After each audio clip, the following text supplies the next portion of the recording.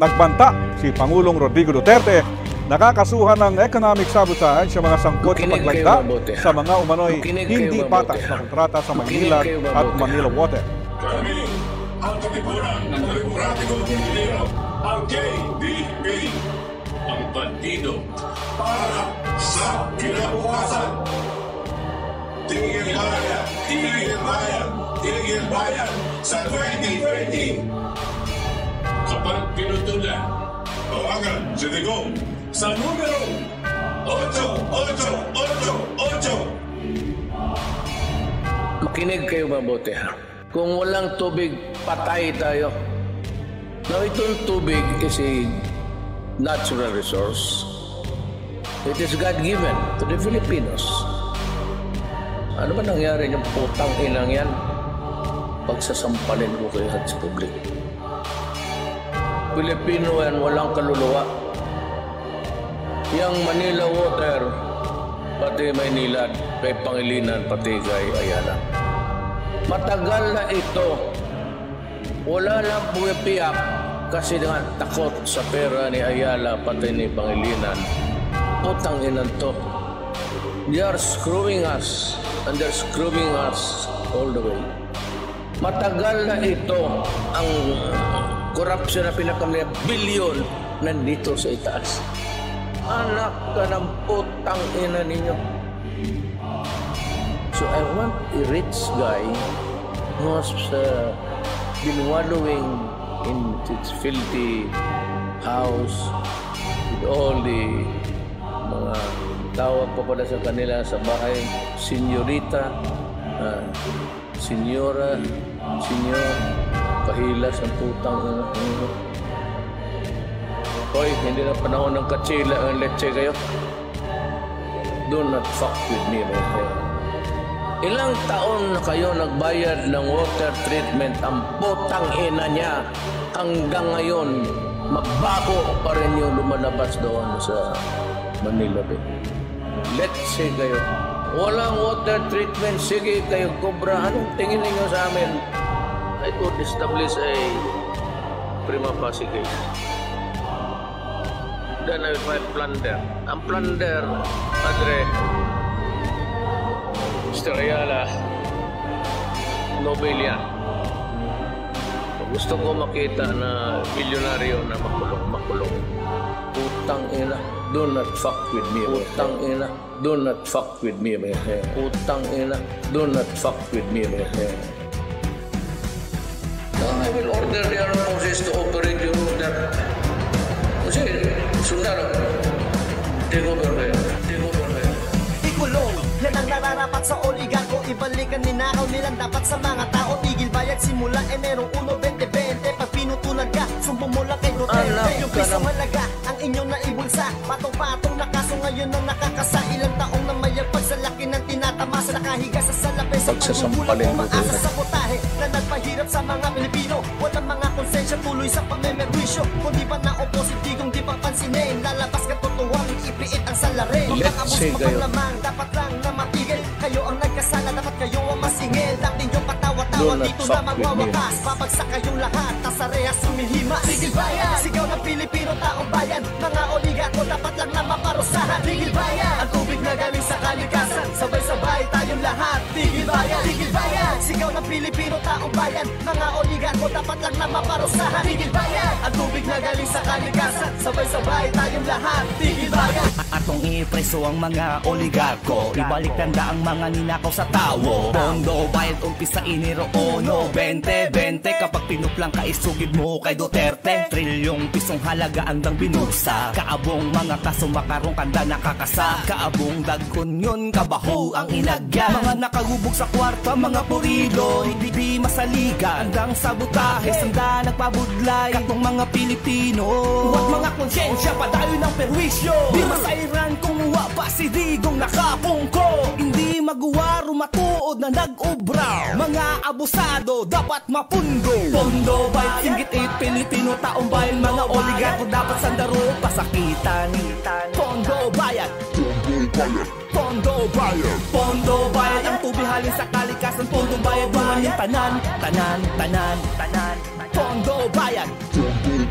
Pondo Bayan. Ikulong maunang bagay sa oligaryo nga tanan. Ibalik ang gikawat para sa mga katawan. Kulong ang pabayad sugod Enero 2020. Kung ikaw putulan nila sumbong kay Duterte. Yung pisong kantidad imbis ihatag gibulsa. Patong-patong nga sala karon ang nakakasada ko ang gita masaan sa paglingkod pila ka tuig gahigda sa salapi. Sa kadugay nga pagsalig sa butahing pagkabudlay sa mga Pilipino walay konsensya gipadayon sa ato pagpurisyo way kapungko si Digong di na nila mapansin muguwas ka matuuran gipiit ang salarin mga abusado nga labaw dapat mahunong malagot kamo na ang nakasala dapat kamo ang masukot dati sige mo katawa mauning katapusan sariya sige himas kay nabagsak mong tanan hunong bayad syagit sa Pilipino taong bayad mga oligarko ay dapat lang masilutan hunong bayad ang tubig nagikan sa kalikasan magdungan tang tanan hunong bayad hunong bayad syagit sa Pilipino taong bayad mga oligarko ay dapat lang masilutan hunong bayad ang tubig nagikan sa kalikasan magdungan tang tanan hunong bayad Prisuhon ang nagakabagay sa oligarko ibalik ang mga kwarta kaging kawat nila sa tawo untat bayad umpisa Enero 1, 2020 utang ka mo nila isugid lang sa kay Duterte sa trilyon ka piso kantidad nga ilang aging bulsa doble nga kaso ang ilang nga mangin karma pila ka tuig na baka namin sa kwarta nga kinumpit sa mga tao mga tunto abusado pamerwisyo wala baka mo naman tinto sa inyo nga kinitaan o di mo nga imo nakuha nyo kaya nga gatasan grabe ka mo batasan hindi mabatasan ang inyong gahis ang una malais the way to heaven pero subong mapasan o sabay amen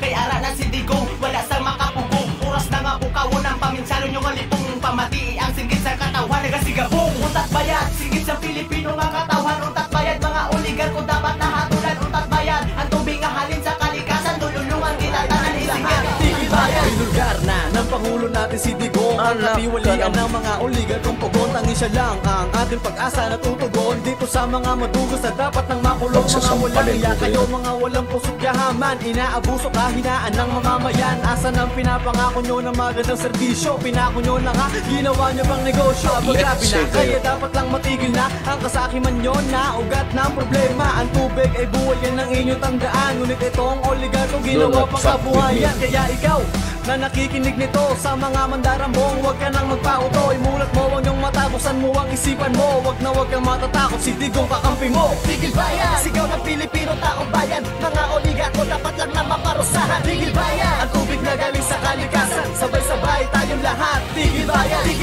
sigaw ng Pilipino taong bayan mga oligarko dapat lang na maparusahan tigil bayan ang tubig na galing sa kalikasan sabay-sabay tayong lahat tigil bayan sigaw ng Pilipino taong bayan mga oligarko dapat lang na maparusahan tigil bayan ang tubig na galing sa kalikasan sabay-sabay tayong lahat tigil bayan sigaw ng Pilipino taong bayan mga oligarko dapat lang na maparusahan tigil bayan ang tubig na galing sa kalikasan sabay-sabay tayong lahat tigil bayan Habulin ko talaga kayo.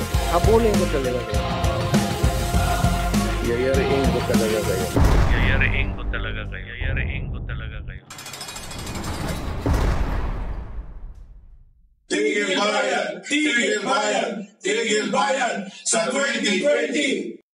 Kapag pinutulan, tawagan si Digong sa numerong 8888.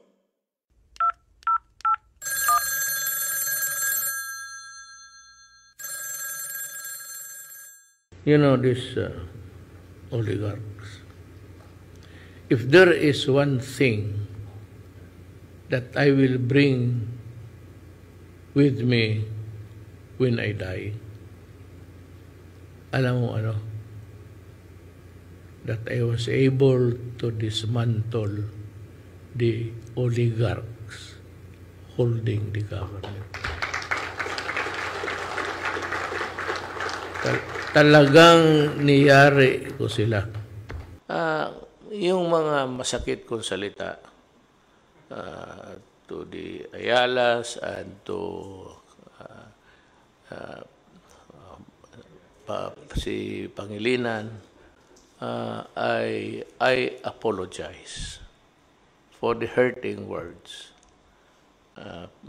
If you can find in your heart to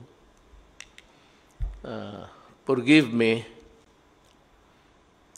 because if you do not, then I will ask, and if you do not want to forgive me, I will undercut you. I'll go direct to God. God, ayaw ako patawaran itong si ano. Mahigit isang taon na pong nakakalipas nang tinalaga ang inyong abang lingkod ng ating presidente na ipakulong ang mga opisyales at iba pang mga partido na pumasok sa ang tinawag na presidenteng maanumalyang mga konsesyon tungkol sa tubig na ipinasok ng gobyerno sa Manila Water at sa Maynilad Water. Well, matapos po isang taon, kinukumpir pa po natin na natapos na po ang renegosasyon ng 1997 MWS Concession Agreement kasama ang Manila Water Corporation at ang susunod naman po ay ang Maynilad. Isang revised concession agreement ang nabuo na nagbibigay ng mas magandang serbisyo ng tubig sa Metro Manila at advantageous sa pamahalaan at consumers. Patunay ito ang interes ng mga Pilipino ang nasa isip at puso ng ating presidente. Nagsilbing model contract para sa renegotiation na ito ang kontrata ng New Clark City Joint Venture Agreement ng Business Conversion Development Authority or BCDA as advised by the Asian Development Bank. Ito ang mga mahalagang probisyon ng nasabing kontrata. Una, para proteksyonan ang interes ng national government, pagtanggal ng government non-interference clauses. Ang ibig po sabihin kasi dito, kapag nakialam ang gobyerno para sa kapakanan ng mga mamamayan, po pwedeng maidemanda ang gobyerno. At sa katunayan, ilang beses na nilang dinimanda ang gobyerno, no? Bagamat ang gobyerno ay gumagalaw lamang para sa interes ng mga mamamayan. Pagkilala sa Manila Water bilang public utility which makes it more accountable sa pamahalaan at sa publiko. Dahil kapag ikaw po isang public utility, ito po isang pribilehiyo at hindi karapatan. Pagtanggal ng mga probisyon na nagko-compromise sa medium at long-term liabilities or contingent liabilities na tinatawag tulad ng pagtanggal ng performance undertaking ng national government para sa future debt. Wala na po yung probisyon na bagamat pribado ang mga kumpanyang nagbibigay ng tubig, abay, yung mga pagkakautang nila ay magiging pagkakautang pa ng ating gobyerno. Lahat ng utang at mga gastos o expenditure ng concessionaire ay kinakailangan ma-review at maaprubahan po ng regulatory office na MWSS. Lahat po ng fully recovered assets ay kinakailangang mailipat agad sa pamahalaan para matiyak na walang double payment at the end of the contract. Kasi ang kinikita po nila ay nakabase po doon sa halaga ng kanilang asset, no? Pag nabayaran na yan, kinakailangan tanggalin na yan ng mas maliit na ang kikitain ng mga water concessionaire providers. Nalimitahan na rin po ang material adverse government action sa mga aksyon ng ehekutibo para hindi mananagot o liable ang national government sa mga bagay na outside ng kanyang control. Kung nadimanda po ang mga water concession agreement at nagkaroon ng desisyon ng ating hukuman, bakit naman kinakailangan gobyernong managot doon kung meron naman talagang pananagutan ang mga concessionaires? Para naman po maprotektahan ang interes ng consumer, yung corporate income tax ay hindi matcha-charge sa consumer, hindi tulad ng dating concession agreement. Nagkaroon po tayo ng tariff freeze hanggang December 31, 2022. Ibig sabihin, hindi po nila po pwede taasan ang kanilang taripa hanggang 2022.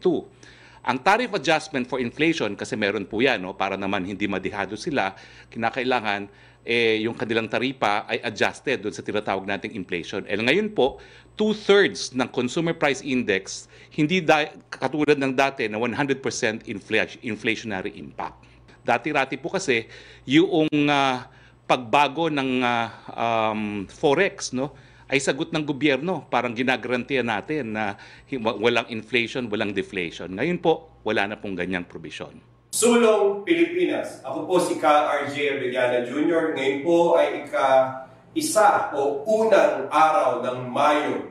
Ngayon po ay pandaigdigang araw ng mga manggagawa. Kaya binabati po natin ang lahat ng mga Pilipino, lalo-lalo na po mga frontliners natin mula sa Visayas, mula sa Luzon, mula po dito sa Mindanao, at syempre sa mga overseas Filipino workers natin na nasa unahan ng laban ng pandemya na ito. Kaya welcome po kayo dito sa ating palatuntunang Sulong Pilipinas at mapalad po tayo ngayong araw na ito at makakasama natin ang isa sa mga leader ng mga kababaihan at lalong-lalo na ng sektor ng masa. Ano po, yung sinasabi nating mga maralitang taga-lungsod, isa pong dakilang ina, patriotiko, at mayroong malalim na paninindigan sa mga usaping bayan. Siguro, ibibigay ko na yung pagkakataon kung paano niya ipapaliwanag o ipakikilala ang kanyang sarili. Ang tawag ko po sa kanya ay isang kasamang mayor. Welcome sa palatuntunang Sulong Pilipinas. Maraming salamat, Archie. Maraming salamat din sa pagkakataon na naimbitahan ako sa iyong programa, ang Sulong Pilipinas. Sa lahat, magandang umaga. Luzon, Visayas, Mindanao, sa lahat ng mga nanonood. Malaya at mapagpalang umaga sa inyo lahat. Ngayon kasi kasamang Mayet, araw ng paggawa ngayon at ginugunita natin ang kahalagahan ng nitong araw na ito, hindi lamang sa Pilipinas kundi sa buong daigdig.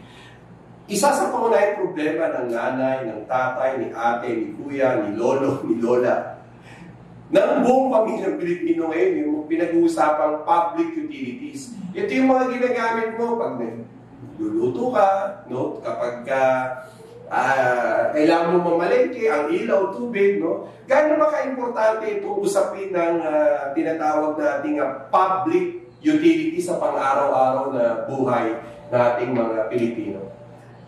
Napaka-importante. Sa bawat sambayanan, lalo-lalo yung pandemya. Tamang-tama din sa araw na yun ngayon pala ay nakalimutan ko. Mayo 1 ay araw ng mga manggagawa. So, siyempre, sa lahat ng mga manggagawa, ang ating labor sector, nung wala pang pandemya, malamang nasa lansangan tayo ngayon. Isa sa mga issue natin ay sumusulong, siyempre, yung utilities. Yung utility natin, yung kuryente at tubig. Bakit napakalaga? Una, sa pandemya, kung mapapansin mo, lalo-lalo sa mga malalitang tagalungsod na nararamdaman ko, particular ang gobyerno natin sa ayuda. Palagi ko, Pamayet, hindi lang maralitang tagalungsod, kundi yung mga maralitang nasa kanayunan din.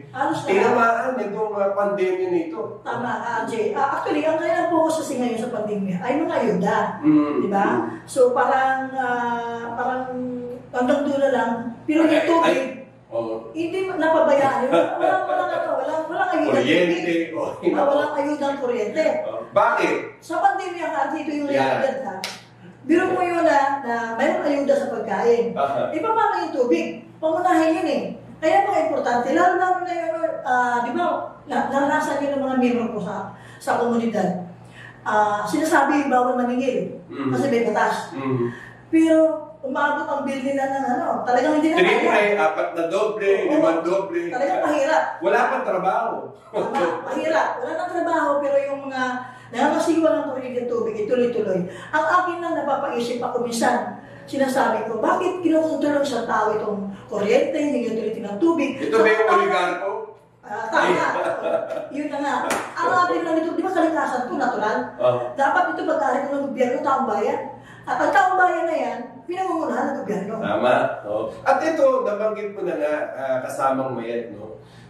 Ito yung regalo sa atin ng Panginoong Diyos, ang tubig. No? Ang ginawa lang dito, nilagyan ng metro at ginawang pribado. Samantalang dati-dati naman, lalo-lalo na yung panahon ni Pangulong Marcos, ang public utilities ay kontrolado ng gobyerno. So, ibig sabihin, mura ang presyo ng kuryente, mura ang presyo ng tubig. No? Pero ngayon, tapos ng EDSA Revolution, iba na nangyari. No?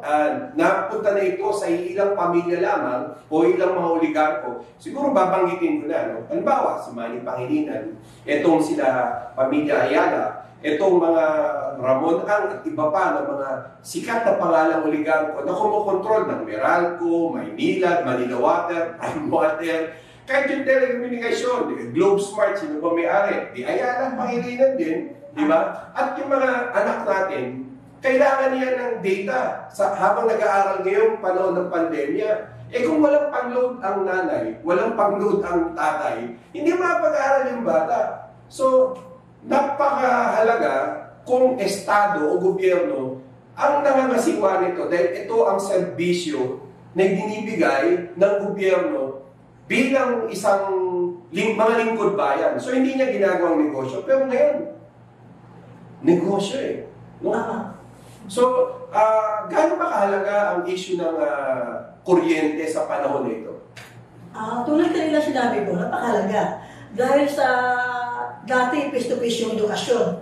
Ngayon, online. So, paano makapag-online yung mga bata? Ikaw palang kuryente. So, ibig sabihin, kasama yan sa buhay ang kuryente na mahalaga. Ganun din ang tubig. Ngayon, pandemya, di ba? So, kung galing ka sa labas, naputulan ka nga ng tubig, wala kang servisyo ng tubig. So, ano bang uunahin ng nanay? Yung pagkain sa lamesa? O yung pambayad sa oligarko ng tubig, kuryente, telekomunikasyon, kahit nga transportasyon, yung mga tinatawag na toll roads, yung mga toll fees, napakamahal ng toll fees din. Iyan din yung, kung halimbawa, galing ka ng Baguio, kung galing ka ng Tarlac, kung galing ka saan, magbabiyahe ka ng produkto mo papunta ng Metro Manila, nagpapadagdag ito ng presyo, no? So, kontrolado pa rin siya ng oligarko. Ngayon, kasamang may sa darating kasi na Mayo 7, merong isang grupo ng pangalan Boses ng Consumer. At alam ko, isa ka sa haligi ng tinatawag na apat dapat, no? Itong Boses ng Consumer sa Mayo 7, magkakaroon ito ng motorcade sa Luneta Grandstand. Iikot ito ng Menjola, pupunta ito ng Energy Regulatory Commission at ng Meralco at ng MWSS, no? Lahat yan ay usapin ng public utilities. Ano yung panawagan ng Boses ng Consumer? Gusto ng Boses ng Consumer, alam ko, ang inyong organisasyon, isa sa mga unang mga lumalaban para ipaglaban ang mga basic rights ng ating mga pamilyang Pilipino, no? So, kanina rin, nakausap ko yung ilan sa mga leader ng apat dapat, baka dito sa Central Luzon ay pwedeng magsabay ng tinatawag na simpleng motorcade din kung ano yung kinakampanya ng mga nandun sa Kalakang, Maynila, ganun din naman sa buong bansa, nakakanasan, ano? So, pwede pang paliwanag mo na ano ba ang halaga nung, paano ba tayo aasenso, no? Sa sitwasyon na ito? At ano ba yung apat dapat? Okay. Ibig sabihin ka ng apat dapat, ito yung ang programa ng Asenso ng Bayan. So, ibig sabihin, hindi yung ang namumuno ang Asenso o hindi yung taong bayan. People empowerment. Ngayon, paano Asenso ang isang mamamayan kung mismo yung tubig hindi nila kayang bayaran? At sinasabi ko na yung panahon ng pandemya, pangunahing panawagan ng pandemya, maghugas ang kamay. Tama. Paano maghugas ang kamay kung wala kang tubig? Wala ka mang masaing. Tama. Sinasabi, maglinis, araw-araw, maligo, pangunahin na natin tubig. So talagang napakalaking epekto ang ating pinag-usapan ngayon, Haji. Kasi yan, basic necessity yan eh. Kaya sa palagay ko doon sa apat dapat, paano uunlad ang agrikultura kung mahal kung wala sa kontrol ng gobyerno yung mga basic utilities para yung agrikultura na sektor ay lumago, no? So mangyari lang yan, puro sariling sikap. Pero yung gobyerno na dapat tumutulong sa mga negosyante at sa mga mamamayan, parang medyo mahirap, no? So ang yayaman at yayaman lamang, itong mga nabanggit ko na mga pangalang oligarko, naiilan lamang na kahit panahon ng pandemya, sila pa rin ang mga nagpa. Versado ka magbayad ng, halimbawa, Meralco, o magbayad ka sa local cooperative, o magbayad ka sa tubig, kung saan lupalo man, kasi batayang pangangailangan talaga. So, sa apat dapat, yung key dito sa pag-asenso, no? Malaki ang relasyon ng usapin ng public utility sa pag-asenso, hindi lang ng tao, kung hindi ng buong.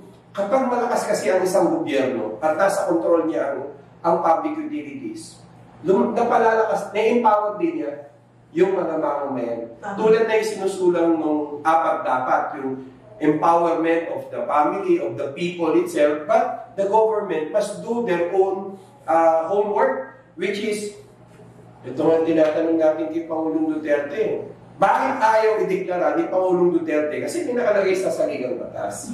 Ito yung tinatawag na Artikulo 12, Seksyon 17, at Seksyon 18. Ano po ang laman nito?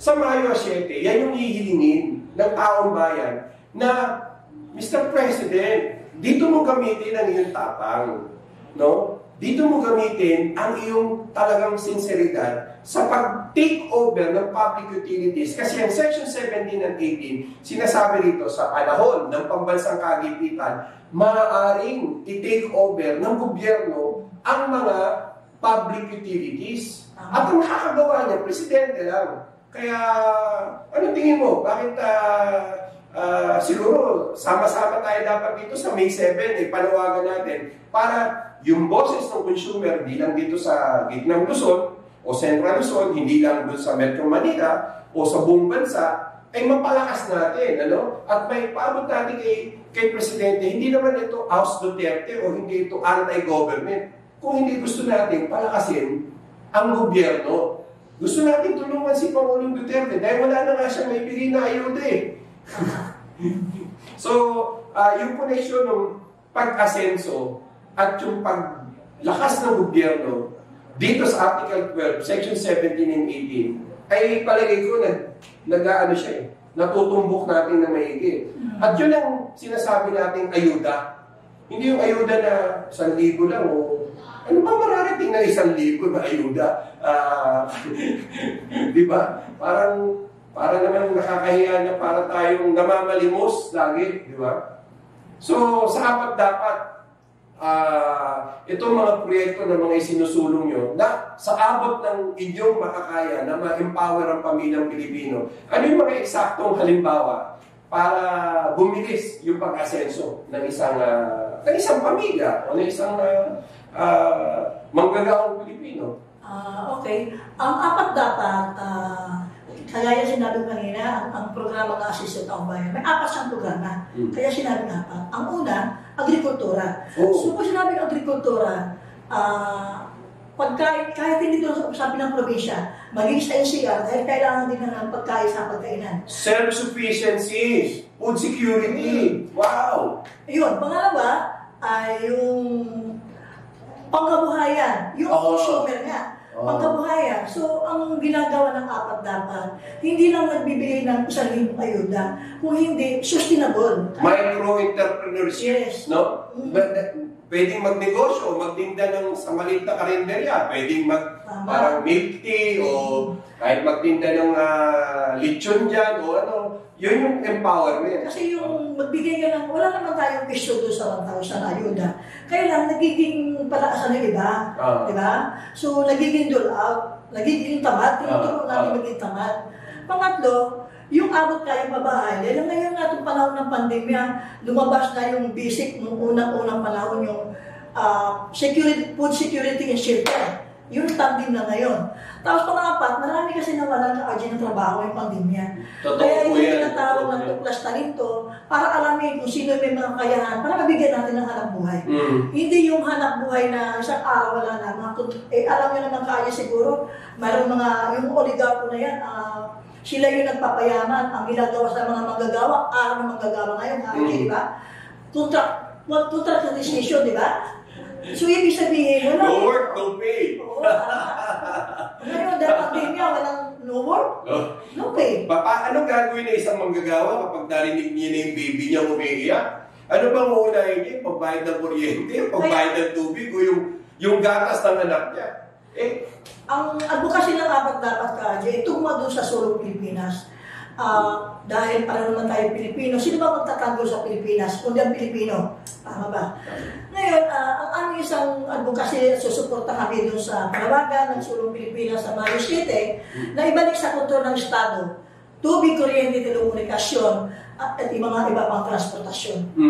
So yun, sana ipatupad yung batas. Kung nasa Constitution ng virus ito, nasa Constitution sa legal batas ng Pilipinas, dapat ipatupad to. At hindi lang yan, ka-AJ. Dapat, kung sana may manood ngayon na mambabatas, nalalaman ko sigurado yan, sigurado. Tawagan din sa mga kongresista, senador, sa mga senador, cabinet member, nandiyan naman yung batas.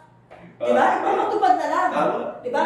Anong siya rin ng batas na hindi na pinapatupad? Diba? Ibig sabihin, alam iba ka-AJ pag ng batas, pinunduhan to. Malaking pundo to sa pera ng taong bayan. Kaba ng taong bayan ang ginagastos dito.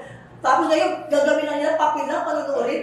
Ito pa, para kumulo ang dugo mo kasama mo yan. Itong Article 12, Section 17 and 18, may mga mambabatas ngayon. Gustong medyo itchapwera ang batas na ito at gawing foreign direct investment. 100% na foreign ang magmamayari ng singil sa kuryente, singil sa tubig, singil sa transportasyon, singil sa telekomunikasyon. Iba yung move nila eh. Yung sana all para sa dayuhan, hindi sana all para sa ating mga ordinaryong Pilipino. Sobra na. Kaya palagay ko, kinakailangan magkaroon tayo ng boses, no? Matibay na boses ng consumer, hindi lamang sa mga komunidad. Kinakailangan magkaroon tayo ng boses sa loob ng Kongreso. Tayong mga Pilipino, dapat lumahok tayo sa isang demokratikong proseso, hindi para ibagsak ang gobyerno, kundi para palakasin ng gobyerno, tulungan ng presidente na magsilbi ng tama doon sa sinasabing public service. Sa iyong definition, kung sakali, halimbawa na lang, kasamang mayor, no? Ibigay ng Panginoong Diyos na ikaw ay maging mambabata sa future. No?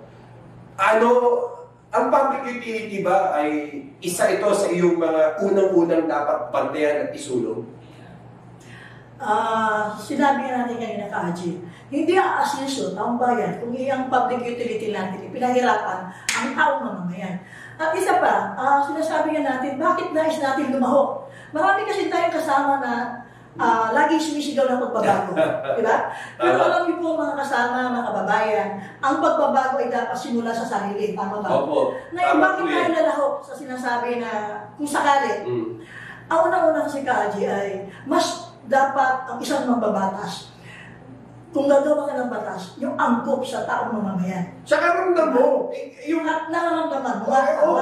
Ikaw, marunong ka magluto, no? Marunong ka maglinis ng bahay, namamalengke ka, alam mo yung problema ng TODA, alam mo yung problema ng komunidad. Itong mga congressman na ito, ang mga inuutusan nito mga senador na ito, kuha mo ako ng 10 tao dyan at kayo na at pagka picture taking na, ribbon cutting o doon lang pipicture. Hindi katulad mo, ikaw, siguro, sa dami ng laki ng pamilya mo, nakita mo yung hirap ng buhay. Kaya kinakailangan, maraming kasamang mahirap ang maging kinatawan sa loob at labas ng Kongreso, hindi para maging politiko, hindi para maging tradisyonal na politiko, kung hindi para maging totoong boses, hindi lang ng consumer, kundi boses ng mamamayan, para dumami naman yung mga kakampi natin dun sa sinasabing honorable. Ako,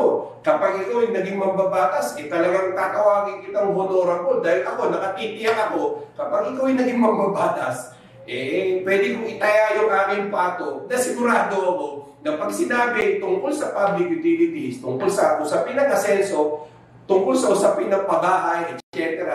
Ito na po, itong katabi ko po dito, hindi lang ito manggagawang Pilipino. Ito isang dakilang nanay at dakilang patriotiko. Siguro, alam mo, anong oras na ba? Medyo rin tayo, no? Siguro ano bang pwede mong masabi sa mga kasamahan natin para ipabot mo yung mensahe? Manawagan tayo. Maraming salamat sa pagkakakamali. Doon sa mga kasama natin, bukod sa batayang sektor, sinabi batayang sektor ay makalitang tagalungsod, mga manggagawa, kababaihan, ito ay usapin po natin lahat, hindi lang ng ilan. Ito ay kailangan natin pagtulungan. At sana wag tayong magpakain ng sistema sapat na mayroon nag-abot sa atin ng politiko. Hindi po tayo sapat yun. Dahil paano pangarap ng ating mga anak at kinabukasan? Nakasalalay kinabukasan ng ating anak pagdating ng araw. Hindi na yung kakainin natin ngayong araw na to. Kaya ako bilang nanay sa 8 anak, ramdam ko ang kahirapan, ramdam ko ang nararanasan ngayon sa ibaba, ramdam ko ang panawagan ng mga kasama na sana tama na, sobra na, itigil na, at sana makarating kay Pangulong Rodrigo Duterte na sana ibigay sa pamahalaan ang pangangasiwa sa ating public utility. Muli, sana sa Bayo 7, lumabas kayo, sumuporta. Hindi naman tayo magdidikit-dikit, hindi tayo mag-group-group. Motorcade lang, motorcade tayo. At isisigaw natin na tama na, sobra na ang mga ginagawa ng oligarko. Ibalik na sa pamahalaan ang kontrol ng public utility, kuryente, telekomunikasyon at tubig. Yan po. Muli, maraming salamat. Magandang tanghali. Naku po, maraming matutuwa ng mga kasamahan natin dyan sa sinabi mo na yan. Ano? Kaya ngayon po, Mayo 1, again, binabati namin kayo ni kasamang bayat ng isang mabuhay mga manggagawang Pilipino. At salamat po dito sa inyong pag-guest dito sa Sulong Pilipinas. At alam mo, meron kaming kasabihan dito sa Sulong Pilipinas pagka kami nag-e-ed. No? Tinataas namin yung kanang kamay at sabay-sabay sinisigaw na mabuhay ang Pilipinas! Mabuhay ang Pilipinas! Yeah.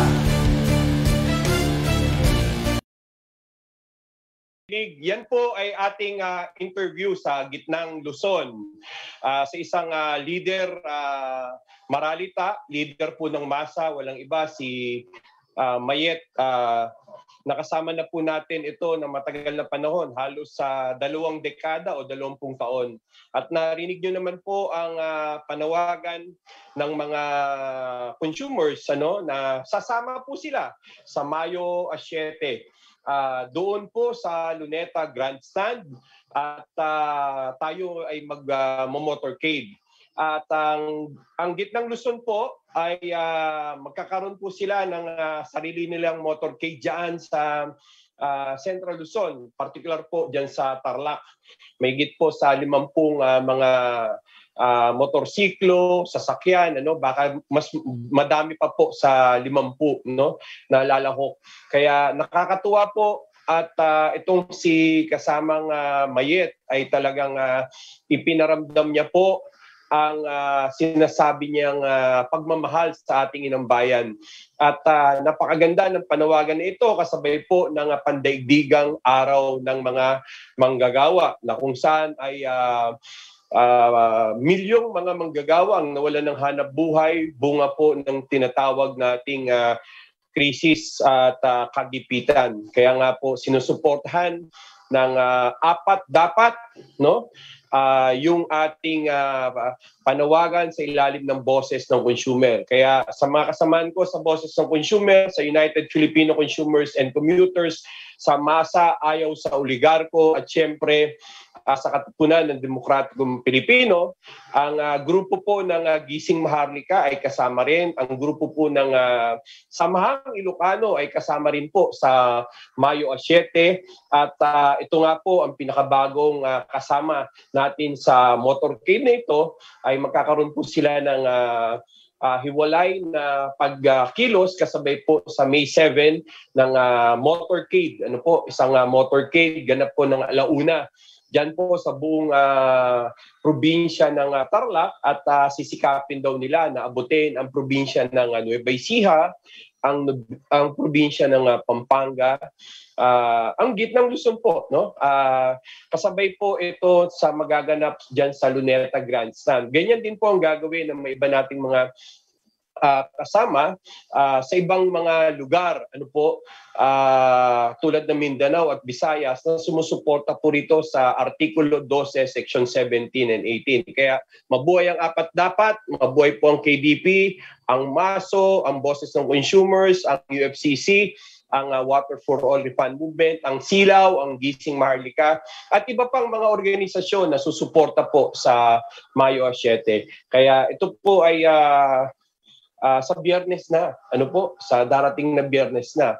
At 6 na araw na lamang po at ang pagtitipon na yan, makasaysayang pagtitipon para ipanawagan ang pagbabalik ng tinatawag na pagsasapubliko ng mga public utilities kagaya ng kuryente, tubig at iba pa.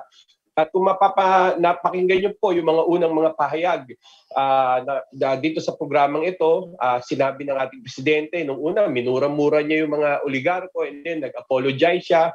Tapos bigla nga pong sinabi na mayroong mga bagong kontrata na napirmahan, tapos sasabihin uli ng presidente na na-dismantle na raw niya ang oligarchy. Hindi po, Mr. President, kaya kami kakatok sa inyong tanggapan, sa inyong bilang presidente ng ating bansa na sana ay patupad mo na ang state of national emergency para po sa bahagi ng public utilities ngayong panahon ng pambansang kagipitan. Maraming salamat po at Roxanne, pwede mo nang basahin yung mga nagpaabot ng mga komento sa araw na ito. Okay, mula po kay Mr. Exceed, Mr. President, tigilan na po ang pag-aartista kasi bistado na po kayo. Ini-extend na naman ninyo ang lockdown ng 2 linggo. Nagkakagutom ng mga kababayan mo. Excuse me po, ang idea nyo di na po katanggap-tanggap, Mr. President. Anong ise-celebrate na Labor Day? Wala nang nagtatrabaho. Wala po kay Zenea Arcilia. Good evening, Sir RJ. Watching in Hong Kong. God bless po. Kaya tayo naghihirap kasi kagagawa ng mga hudas na oligarko sa bansa. At isa pa, puro lockdown ang ginagawa na protocol ni Duque. Masuhin na yan. Mark Sigulo. Di na si Pidus yan, hawak sa leeg, hahaha. Wala na, natakot si Pidus. Lourdes Cup, ambot sa imo, Pangulo. Daghan ng mga kababayan ang naperwisyo. Anakang gahaman, ganit sa kawarta na dili na maayo. Nakakadesmaya ka na, Pangulo. Kahit Bisaya kita, di na ho nakakatuwa. Mula po kay John Cyril Onato. Hello Sir RJ and Ma'am Mayet. At sa inyong lahat na nandito, good evening. Dapat sana payagan nila ulit makapagtrabaho ang mga nawala ng trabaho dahil hindi lahat ng oras ay aasa ang taong bayan sa kanilang ayuda. Wilfredo Peñano, nakakasawa ng pakinggan. Gandang hapon ka, RJ. Mabuhay. Elvinia Gahisan. Kuya, live po ba iyan? Live po ba iyan? Josephine Espiritu Reyes. Magandang hapon po mga sir, watching from Batangas. Stay safe always. Scheherazade Alonto. Konbanwa, greetings of peace from Ibaraki, Japan. Busila kaayo ni Sila Ayala, Pangilinan at iba pa mga oligarko. Kailan pa kayo mamamatay? Elki Masibag, mabuhay ka RJ. Nick Borromeo, good afternoon po Sir RJ and Miss Mayet. Labor Day pero ang highlight yun pagbabakuna ng lason sa mga maralitang manggagawa, Sir RJ. Bagsak pa rin ang ekonomiya. Milyon na wala ng trabaho. Christopher Cruz. Magandang gabi sa lahat ng katipon. Wilma Manzanillo. Good evening po. Emily Stotzem. President Duterte, minura mo ang mga oligarko pero humingi ka ng tawad. Naging masunurin ka sa kanila. Ronald Kyle. Patapik po ng COVID pandemic, pampagising lang sa mga natutulog. Betchay, ibalik sa gobyerno ang public utilities ngayon na. Mabuhay ang Pilipinas. Dexter Edyong, ipatupad ang Article 12, Section 17 and 18. Joe Bederio, magandang gabi po ka RJ, mabuhay po kayo watching from Riyadh. John Cyril Onato, o mga DDS na bulag, except sa DDS na gising at matino. Sawayin ninyo na si PRRD para maitama niya ang kanyang mali. Kung totoong may pagmamahal pa kayo sa kanya, yun ang dapat niyong gawin. Alain Paliones, magandang gabi ka RJ at Mamayet. Ay nako, puro dribble lang sila. Panahon na para magtipon na tayo ng lumabas at manindigan upang matigil na itong pang-abuso sa ating marami. Ay patupad na ang Artikulo 12, Section 17 at 18. Ngayon na po. Yan na, sir. Kanina po yung ating panayam kay Ma'am Mayet Lenista ay Naganap po yan dyan sa gitnang Luzon. Ano po, kaya itinip po natin at nag-meeting nga po kami kasama ng mga ibang mga patriotiko na sumusuporta sa ating panawagang Article 12, Section 17 and 18 ay patupad na, i-take over na ng gobyerno. Ngayong panahon, ito yung pinakamagandang regalo niya sa mga manggagawang Pilipino ngayong Mayo 1. Yes, ngayon po tayo ay live at talagang dapat kalampagin na po si Pangulong Rodrigo Roa Duterte. Kaya samahan niyo po kami sa May 7 dito sa gitnang Luzon ay meron pong tinatawag na motorcade din. Kaya para sa mga boses ng consumer, lumalawak po tayo. No? Marami ng mga nakikiisa sa atin at sila po ay nag-commit na hindi po bababa ng 50 sasakyan na magkakalampag dito sa gitnang Luzon. At ako naman po ay nandun sa Luneta, kasama po siyempre sila Sunrise, sila Foyi, sila Regs, sila BM, sila Dondon, kasama rin po yung Silaw, kasama po yung Gising Maharlika, kasama po natin sa motorcade, ang KDP, ang Katipunan Demokratikong Pilipino, ang Masa Ayaw sa Oligarko, at UFCC, Water for All, at syempre yung apat dapat na grupo po ni kasamang Mayet. Kaya muli, maraming pong salamat at abangan niyo po ang palatuntunan mamaya ng Talakayang Bayan. Kasama po natin diyan si Professor Butch Valdez, kasama po diyan si Professor Toti Casino, at muli gusto ko po kayong batiin ng isang mabuhay ang Mayo 1, ang mga manggagawang Pilipino, at sabay-sabay po nating isigaw, mabuhay ang Pilipinas!